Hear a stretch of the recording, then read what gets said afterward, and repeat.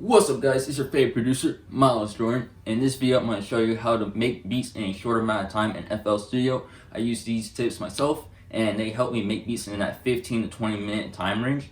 And before I start, I just want to let you know about my BeatStars code, Miles2021, and it gives you a free month of a BeatStars Pro paid subscription, and that's helpful for selling beats, creating your own beat store, and having unlimited beat uploads to the platform, and link down below for that. And let's get into this video. First tip is to create a beat template in FL Studio. A beat template allows you to have all your favorite plugins already set up for you every time you open up FL. I have mine set up so I have my favorite clap and hi-hat pattern already set up in the channel rack, so then I can just drop drum samples in there and it's like I don't have to adjust any of them.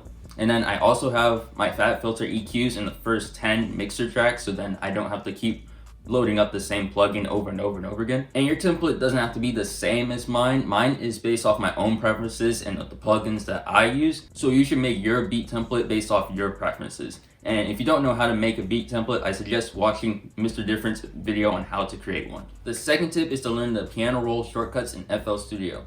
These shortcuts can save from 10 to 20 minutes of you trying to delete every single little note in the piano roll. And learning these shortcuts will greatly increase your work efficiency, which will allow you to make beats in a short amount of time. And some of my favorite shortcuts are the Control-Shift, Control-B, and Control-Shift-L. And these three main shortcuts have allowed me to make beats in a really short amount of time. And learning these shortcuts might take time to learn, but as you keep adding them to your arsenal, you'll get used to them just like muscle memory, and I highly suggest that you watch Cody's video on all of the shortcuts in FL Studio. The third tip is to time and record yourself while you're making your beats. Whenever I cook up beats, I set a 20-minute timer on my phone and I record myself using Streamlabs OBS, and then afterwards I watch my cook up and I just observe what I could have done better to shorten the amount of time. And I critique myself. Usually most of the time it's like, oh, I could use a shortcut there, or I probably spent too much time on the melody. So just watch yourself and see where you could have improved just to shorten the amount of time. And my workflow structure is usually 10 minutes on the melody and drums, 5 minutes mixing, and 5 minutes arranging.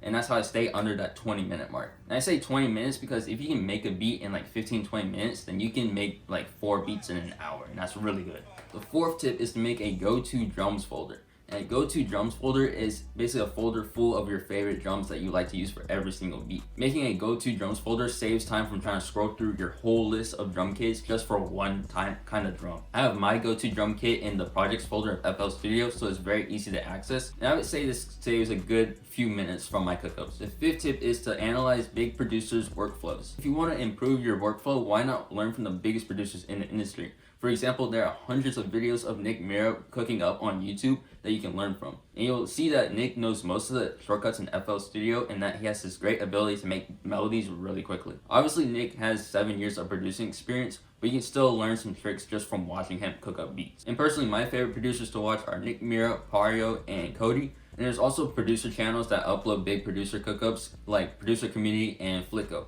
And sixth tip is to use loops from other producers. Using loops can greatly shorten the amount of time that you spend on beats because the melody is already made for you, so that saves like a good 5 to 10 minutes from your cookup.